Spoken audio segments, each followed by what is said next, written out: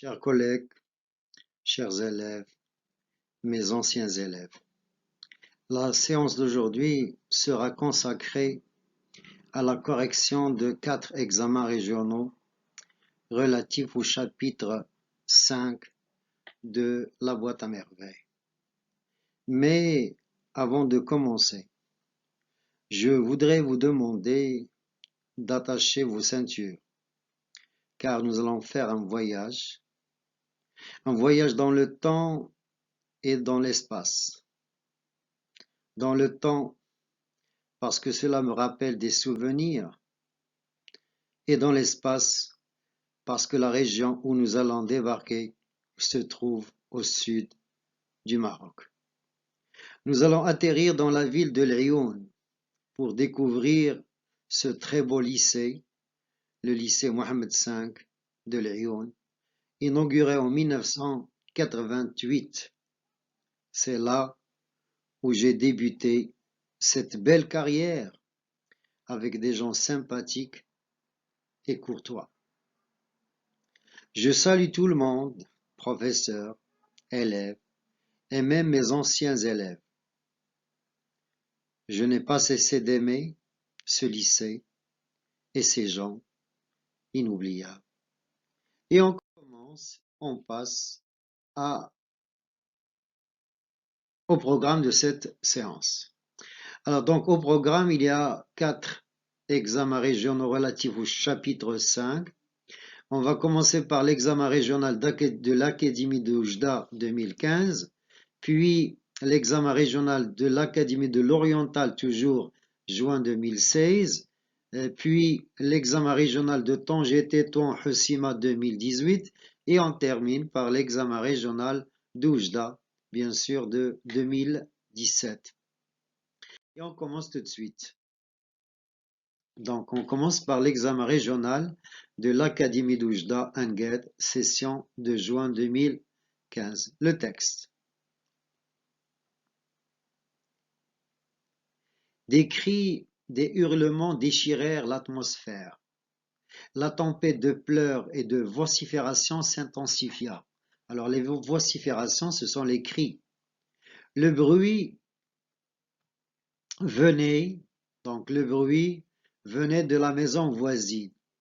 Nous remontâmes en courant. La surprise passée, des questions fusèrent de partout. Qui est mort? Qui est mort? Des groupes de femmes s'étaient formés au-dessus des murs qui surplombaient notre terrasse et celle de la maison d'où partaient les cris de désespoir. Elles jacassaient, expliquaient, gesticulaient, tendaient le cou pour entendre de nouveaux hurlements. On distinguait, dans le vacarme, une voix plus grêle que les autres se lamenter. Se lamenter, c'est pleurer. Bien sûr, se lamenter, c'est pleurer. Les femmes, donc, se lamenter, c'est bien sûr pleurer.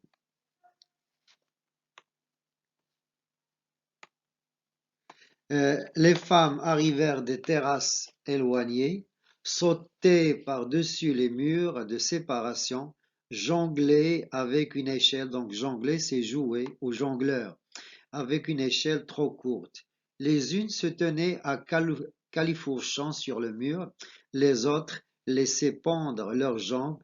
Une vieille négresse, dont je ne voyais que la tête et les 2 bras nus d'un noir luisant, agita ses 2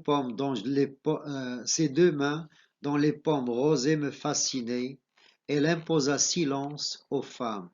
Je sais qui est mort, répéta à plusieurs reprises la vieille esclave.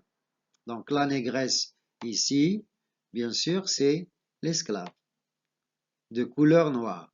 Sidi Mohamed Ben Taha, le coiffeur, il était malade depuis 2 mois. De quoi est-il mort? Demanda une jeune femme qui portait sur la tête un foulard jaune. Dieu seul le sait, répondit la négresse, mais c'est bien Sidi Mohamed Ben Taha, le coiffeur, qui est mort. Les femmes restèrent silencieuses, la tête de la négresse disparut, les mains s'arrêtèrent un moment sur l'arête du mur, Alors, l'arête, bien sûr, c'est le squelette du poisson, mais ici, donc, le mur, ça ressemble à l'arête du mur, puis s'évanouir à leur tour. Et on passe aux questions de compréhension. Première question, c'est recouper et compléter le texte suivant, le tableau suivant. Donc, il y a un tableau. Premièrement, il y a le titre. Bien sûr, vous le connaissez très très bien. Le titre, c'est La boîte à merveille. L'auteur, vous le connaissez aussi, c'est Ahmed Sfaoui. Donc, c'est une question très facile. Troisième, vous avez le genre. De quel genre s'agit-il? C'est un roman autobiographique. Et vous avez, bien sûr, les personnages principaux du texte. Vous avez la négresse, des femmes, une jeune femme. Alors, recopiez la bonne réponse. Ce texte est argumentatif, narratif, descriptif, injonctif. Donc, de quel type de texte s'agit-il? Bien sûr, le texte est narratif, car la majorité des verbes sont conjugués au passé simple et à l'imparfait. Donc, c'est un texte narratif, car le narrateur raconte ce qui s'est passé ce jour-là. Quel événement relate ce texte? Bien sûr, il relate la mort de Sidi Mohamed Ben Taha, un voisin. Quel événement raconte ce texte? Il raconte la mort de Sidi Mohamed Ben Taha. 4. Comment la négresse a-t-elle attiré l'attention du narrateur?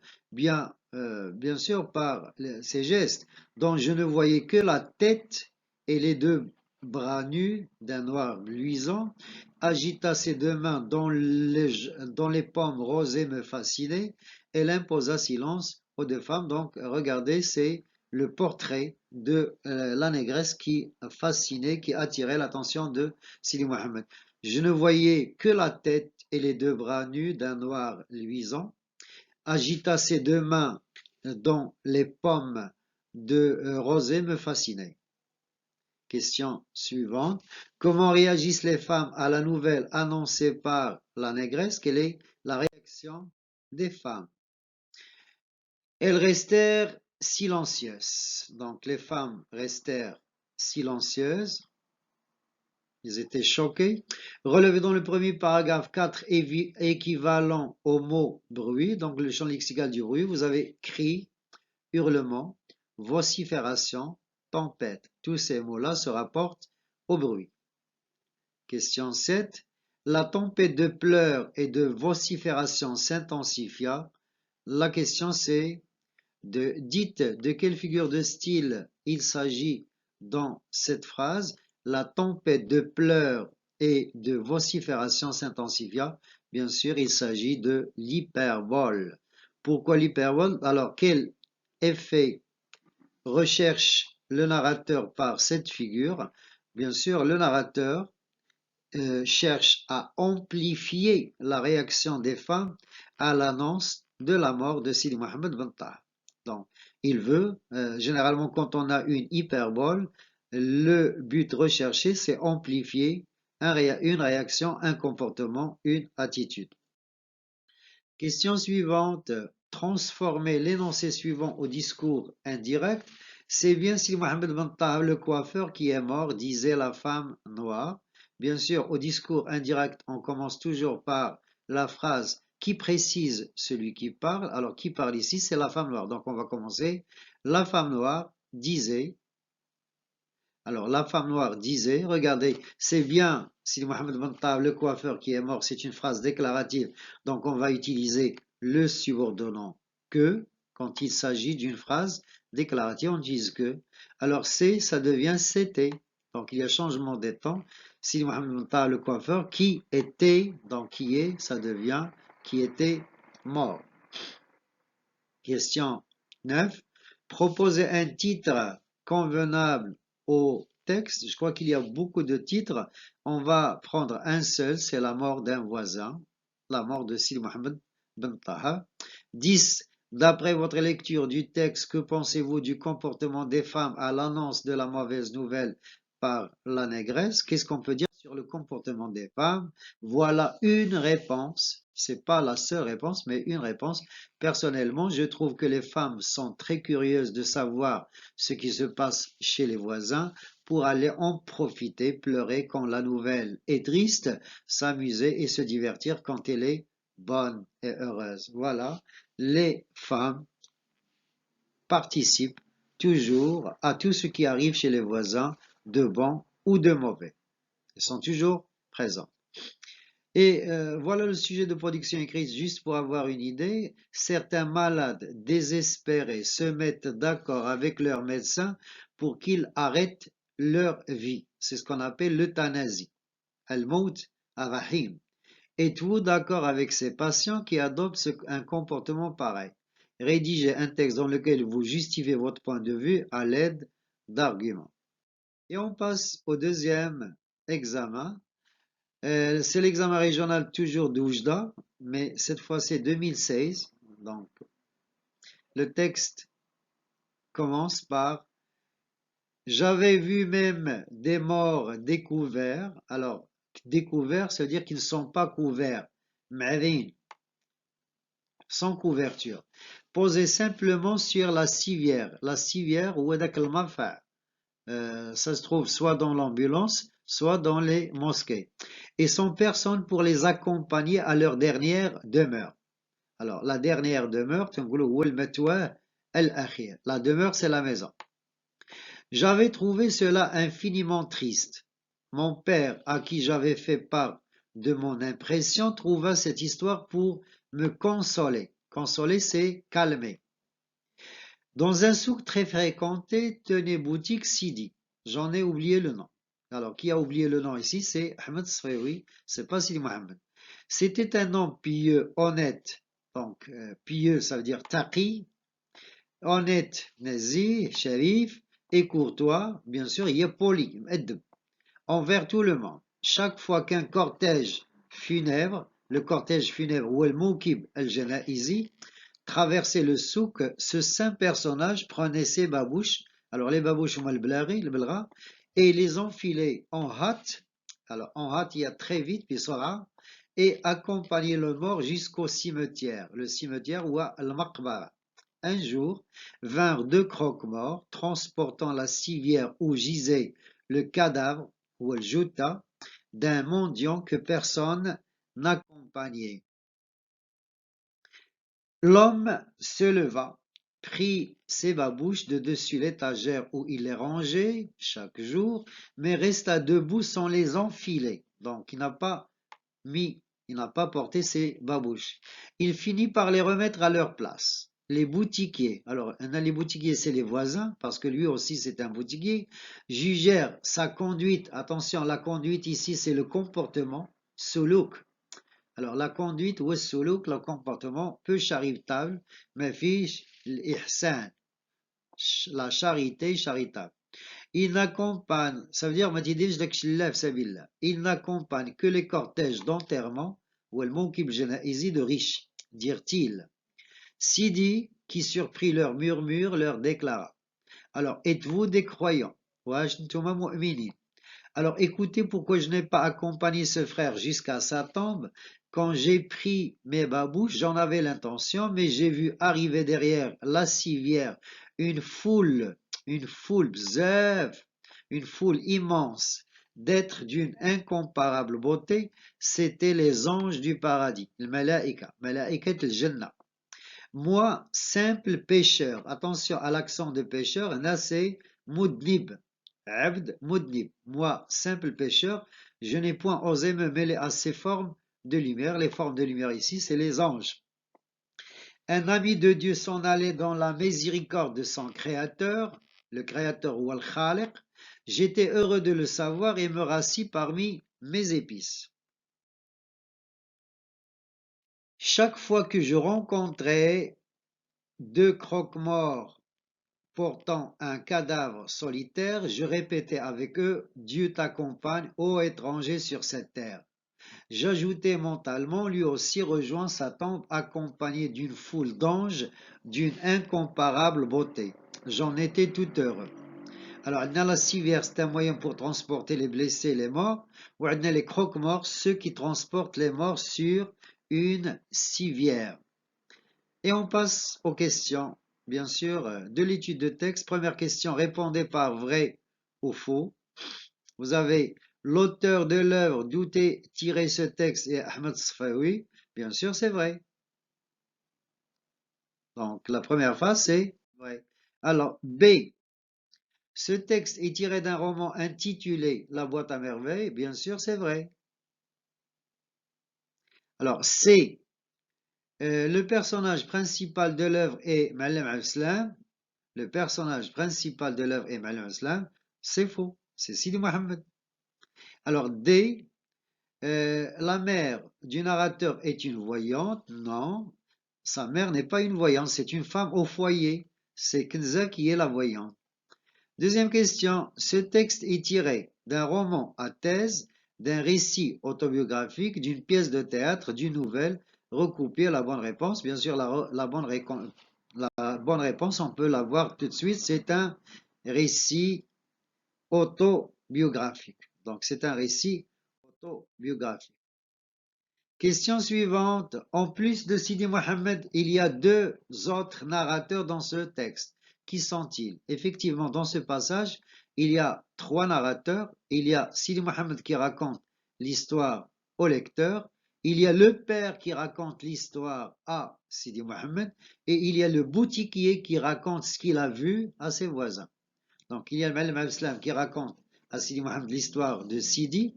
Il y a le boutiquier qui raconte ce qu'il a vu à ses voisins. Quatrième question. Au début du texte, l'enfant éprouve une grande tristesse. Quelle en est la cause? Bien sûr, je crois que une grande tristesse m'envahit. Cette tristesse, nous la ressentons chaque fois que nous enterrons un proche. Donc la terre se refermera pour l'éternité sur Sidi Mohammed Bantar. Donc quand on enterre quelqu'un, on est sûr et certain de ne plus le revoir. Et c'est un sentiment triste, bien sûr. 5. Que fait le père pour soulager son enfant? Alors, pour soulager Sidi Mohammed, son père lui raconte une histoire. B. Relevez dans le texte une phrase qui le montre. Mon père, à qui j'avais fait part de mon impression, trouva cette histoire pour me consoler. Donc la phrase, c'est trouva cette histoire pour me consoler. Consoler, c'est calmer, bien sûr. Question suivante. Pourquoi les boutiquiers jugent-ils la conduite de Sidi Mohammed, de Sidi peu charitable? Bien sûr, ils gèrent la conduite de Sidi peu charitable car il n'a pas accompagné le cortège de ce mendiant. Donc, car il n'a pas accompagné le cortège d'un mendiant. 7. Le boutiquier n'a pas accompagné le mendiant à sa tombe. Pourquoi?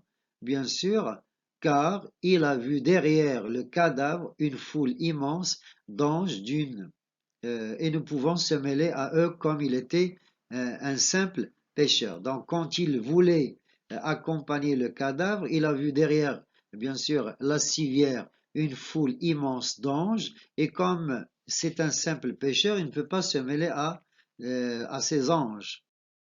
Question suivante. Le boutiquier demanda à ses voisins, êtes-vous des croyants? Réécrivez cette phrase au discours indirect. Donc la phrase qui ne change pas, c'est le boutiquier demanda à ses voisins, on va la garder et on va voir de quel type de phrase. Donc on garde cette phrase, c'est la phrase qui annonce celui qui parle et à qui il parle, avec un verbe introducteur, c'est le verbe demanda, c'est au passé simple. Et on a la phrase êtes-vous des croyants? C'est une phrase interrogative. Est-ce que c'est une interrogation totale ou la partielle? C'est une interrogation totale parce qu'on peut répondre par oui ou non. Donc au discours indirect, ça donne si. Donc la réponse, le boutiquier demanda à ses voisins si ils étaient des croyants. S'ils étaient des croyants. S'ils étaient des croyants. Êtes-vous, c'est le présent, ça devient l'imparfait. ou bien êtes-vous les voisins, donc les boutiquiers, donc il avec S. Proposer un titre convenable au texte. Proposer un titre convenable au texte. Bien, je crois qu'il y a plusieurs titres. On peut garder, par exemple, celui-là, Le soulagement du narrateur, ou l'histoire de Sidi. 10. Personne ne voulait accompagner le mendiant à sa tombe. Dites en 2 phrases ce que vous en pensez. Bien sûr, c'est un comportement qu'on ne peut pas admettre. Personnellement, là c'est une réponse parmi d'autres. Personnellement, je ne suis pas d'accord car accompagner un mort, quel qu'il soit, est un devoir de tout musulman. D'ailleurs, quand quelqu'un meurt, on ne cite ni son nom, ni sa fonction. Donc, c'est pas la peine de chercher les riches, de choisir les riches sur les pauvres. Et pour découvrir le sujet, alors le sujet c'est Sidi Mohammed a la chance d'avoir un bon père qui l'écoute et le console. D'autres parents, au contraire, ne savent que crier et punir. Rédigez un texte argumentatif dans lequel vous défendez à l'aide d'arguments les droits des enfants maltraités par leurs parents. Et on passe et on continue avec l'épreuve suivante, c'est l'examen régional de l'Oriental de Ville 17. Voilà le texte. Absorbé dans la contemplation de mes trésors. Alors ici, les trésors, c'est les objets que Sidi Mohammed range dans sa boîte à merveilles. Je n'avais pas vu entrer le chat de Zineb, le chat d'Yelmen Zineb. Il ronronna tout contre moi. Je ne le craignais pas. Alors, craindre, c'est avoir peur. Je décidai de l'associer à ma joie, de lui ouvrir les portes de mon univers. Il s'intéressa gravement à mes discours, allongea la patte pour toucher mon cabochon de verre taillé, regarda avec étonnement ma chaîne d'or, c'est la chaîne que sa mère lui a donnée. Je lui en fis un collier. Il se montra tout d'abord fier, fachour. Il essaya ensuite de l'arracher. Elle ne céda pas à ses coups de griffe. Il se mit en colère, s'affola et partit en flèche. La queue hérissée, donc partit en flèche à toute vitesse. La queue hérissée, les yeux dilatés d'inquiétude. Je courus derrière lui pour récupérer, alors récupérer un stagiaire, mon bien, mon téléquet diali, le maudit chat, ou le maudit chat, resta sourd à mes appels. Il ne voulait rien avoir de commun avec moi. Il grimpait les marches de l'escalier, crachait des menaces. Alors les menaces, moi, dit d'aide. J'alertai ma mère, demandai secours à Fatma Bziouia, à Ahma et même à mon ennemi. Donc, regardez les personnages. Vous avez Fatma, vous avez Ahma, vous avez Zineb, la propriétaire de ce démon quadrupède. Le démon ici, c'est Shaitan, tout le monde se précipita sur la terrasse, mais le chat, ne sachant pas pourquoi on le poursuivait, s'usait les griffes à grimper le long d'un mur d'une hauteur vertigineuse. J'étais furieux contre le chat. Les femmes essayèrent de me consoler. Alors consoler, il y a calmer, apaiser. Il reviendra ce soir, Zineb te rendra ta chaîne. Zineb, c'était elle qui l'avait chargé de venir se frotter contre moi, abuser de ma gentillesse et me voler mon plus beau bijou. Je suffoquais de colère. Je suffoquais de colère et d'indignation. Ma rage, la rage, la rage, c'est une maladie qui attaque les chiens, se déchaîna. Je me précipitai sur Zineb. Je lui enfonçai les ongles dans les joues, lui arrachai les cheveux partout, donc partout, lui envoyai de formidables coups de pied, alors coups de pied, ou de cavekil, dans le ventre. Elle se défendit la brute. Ah, elle se défendit la brute avec violence. Mais j'y suis me tira les oreilles, me renversa par terre. Ça, c'est très important, renverser par terre, et me marcha sur la poitrine. Là, c'est très, très, très grave aussi, c'est piétiner. Piétiner. P-I-E-T-I-N-E. Les femmes criaient, essayaient de nous séparer et recevaient des coups de poing ou el et des coups de tête, Yavasia, des deux adversaires. Enfin, ma mère réussit à me maîtriser. Elle m'amena dans la chambre, me plongea la tête dans un seau d'eau, m'essuyait le visage avec un torchon et m'intima l'ordre de me coucher. La poitrine encore secouée de sanglots, je m'endormis presque immédiatement. On passe aux questions de compréhension. Première question, c'est recopier et compléter le tableau suivant. Vous avez le titre, comme toujours. Vous avez, c'est la boîte à merveilles. Vous avez l'auteur, comme toujours, c'est Ahmed Sfayoui. Vous avez le genre, bien sûr, c'est un roman autobiographique. Et vous avez, bien sûr, le type de texte, c'est un texte narratif. Deuxième question, répondez par vrai ou faux. La famille du narrateur habite Meknes, c'est faux. Bien sûr, c'est Fès. B. Le père du narrateur est un coiffeur. Non, c'est faux. Son père est un tisserand. C. Lella Aïcha est une amie intime de Lella, de la mère du narrateur, c'est vrai. Et vous avez D. Lella Zoubida est la mère du narrateur, c'est vrai. On passe à la question suivante. Pour l'enfant, Sidi Mohamed, pourquoi l'enfant, Sidi Mohamed, n'a pas vu entrer le chat de Zineb? Pourquoi est-ce qu'il n'a pas vu arriver le chat? Parce qu'il était absorbé dans la contemplation de ses trésors. Ken Munsharil, Shroul, car il était absorbé dans la contemplation de ses trésors. Quel objet précieux le chat de Zineb a-t-il volé à Sidi Mohamed? Bien sûr, c'est une petite chaîne de cuivre que sa mère lui a donnée pour l'occuper de réciter le Coran. Question 5. Zineb est-elle le genre de fille qui se laisse frapper sans réagir? Non, non.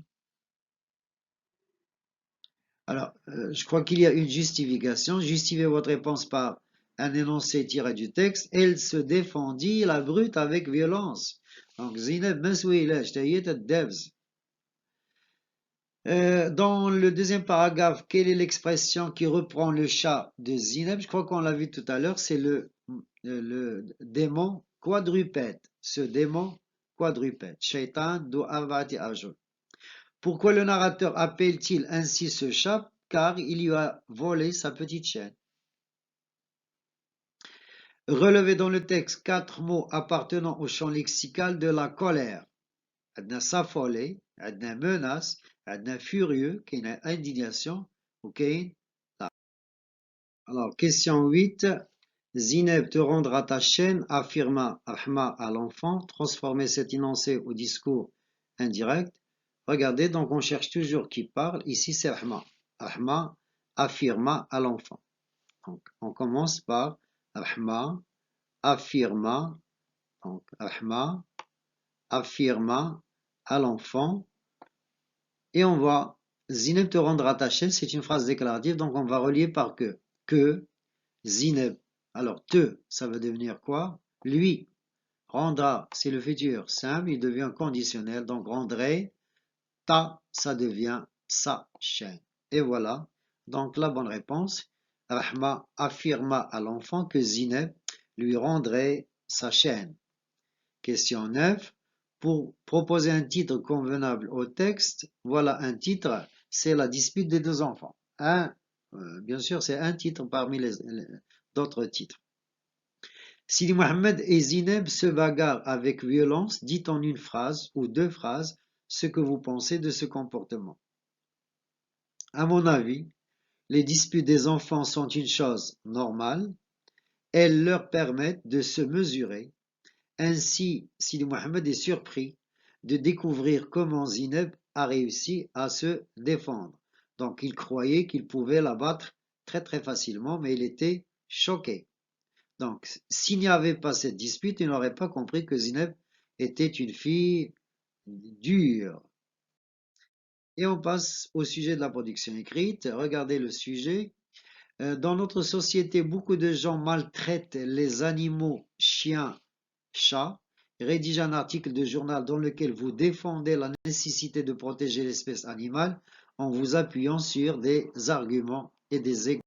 Et on termine avec la dernière épreuve, c'est l'examen régional de Tanger-Tétouan 2018. Et voilà le texte.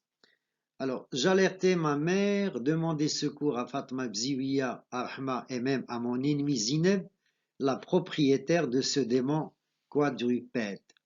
Tout le monde se précipita sur la terrasse, donc la terrasse Wa Stah. Tout le monde se précipita sur la terrasse, mais le chat, ne sachant pas pourquoi on le poursuivait, s'usait les griffes à grimper le long d'un mur d'une hauteur vertigineuse.